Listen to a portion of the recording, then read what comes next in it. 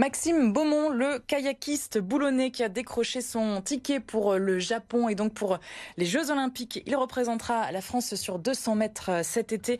Bonsoir, bienvenue Maxime. Merci beaucoup d'être avec nous. Bonsoir Marie, c'est un plaisir, merci de m'inviter. Félicitations tout d'abord pour cette qualification pour les JO. C'est un soulagement tout d'abord pour commencer pour vous, ce ticket pour le Japon. Oui, c'est un soulagement parce que le processus de sélection a été assez long. Il y a eu les sélections nationales et ensuite ça a duré 3 semaines, un mois jusqu'à la première Coupe du Monde. Et il y a eu une belle confrontation franco-française et du coup il y avait beaucoup de pression.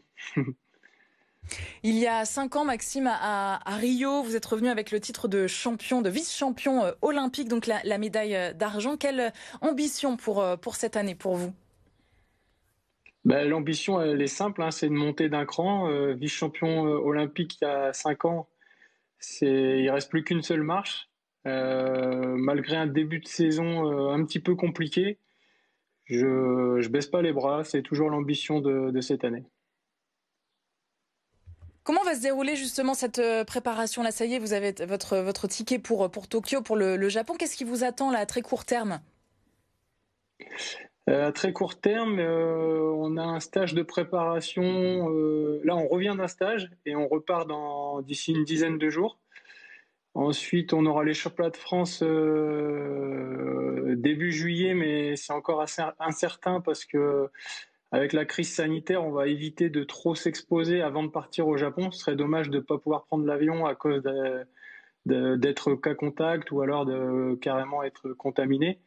Même si on a commencé le processus de vaccination, on est quand même assez vigilant là-dessus. Et puis mi-juillet, c'est le départ pour le Japon. On va partir 3 semaines avant les courses pour s'acclimater. C'est un climat particulier, beaucoup d'humidité, pas loin de 40 degrés l'été. Donc voilà, il faut tout d'abord se mettre dans le bain, entre guillemets, pour être opérationnel lors de la semaine olympique. Vous parliez justement des contraintes de cette crise sanitaire. Est-ce qu'il y aura beaucoup de contraintes pour vous et votre staff et les différents athlètes sur place au Japon? Comment vous appréhendez les choses? Alors ça évolue beaucoup, ça change souvent. Là, les derniers bruits que j'ai, c'est un test Covid tous les 2 jours.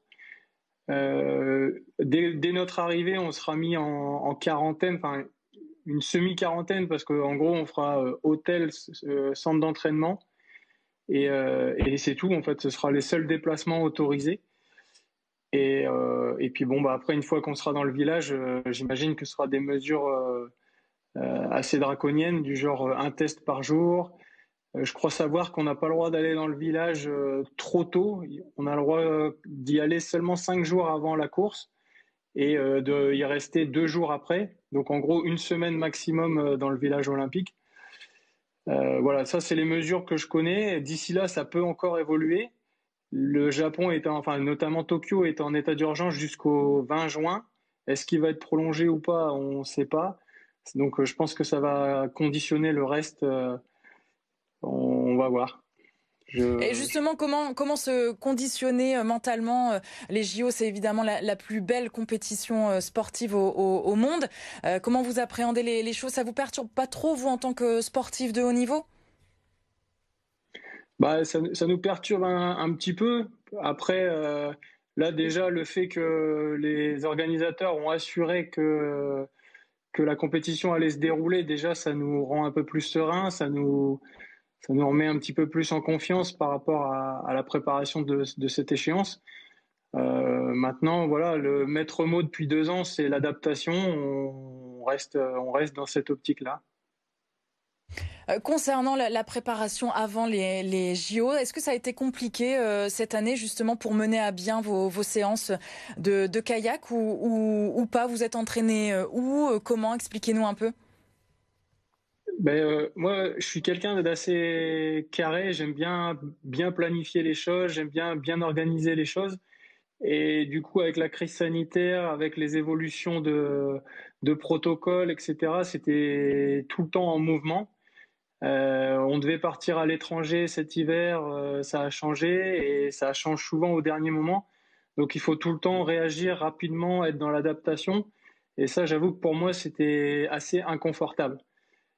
Après, sur le reste, bon bah voilà, on sait faire, on sait s'entraîner, on sait réagir vite et s'entourer des bonnes personnes pour pouvoir performer. Donc là-dessus, pour moi, ça a été, mais c'est juste le côté inconfortable qui prend un peu d'énergie et il faut faire attention, surtout en année olympique où on joue avec ses limites. Et j'avoue que des fois, moi, bah, je suis peut-être passé dans un côté assez fatigue bien prononcé et j'ai eu du mal à remonter la pente derrière, d'où le début de saison un petit peu compliqué pour moi. Alors Maxime, la France présente deux porte-drapeaux pour les JO, une femme et un homme. Et vous êtes candidat, vous, nordiste, évidemment, ce serait formidable ici dans la région de vous voir porte-drapeau pour mener cette délégation française. Vous aurez la réponse quand? Eh bien, les votes ont commencé, je crois que c'est sur la période de juin. Donc tous les représentants des fédés olympiques et paralympiques sont en train de voter. Donc il y a un homme et une femme de chaque fédération et qui vont voter pour la candidate et le candidat porte-drapeau. Et qu'est-ce qui, Et qui donc on vous, aura qu'est-ce une qui vous réponse motive, vous, début juillet, je pense. dans cette candidature? Qu'est-ce qui vous motive, Maxime? Pourquoi vous vous êtes présenté? Ça représente quoi pour vous?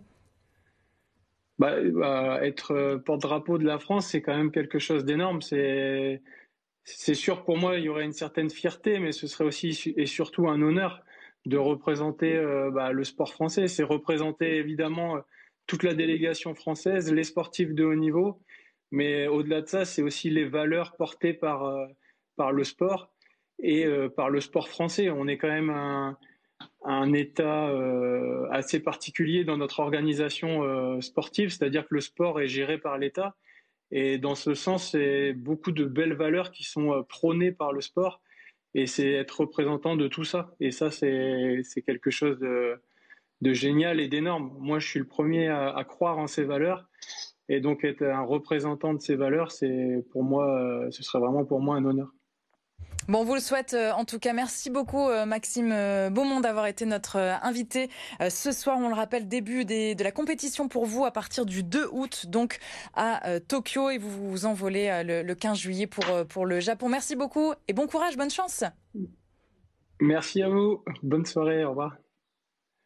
Maxime Beaumont, donc on le rappelle, notre nordiste boulonnais, donc engagé sur 200 mètres au kayak. On se retrouve bien sûr demain pour la suite de nos magazines. On parlera économie demain mardi avec le dirigeant de All You Need, le grand complexe de loisirs indoor de la métropole lilloise à Saint-André précisément, qui vient juste d'ouvrir ses portes.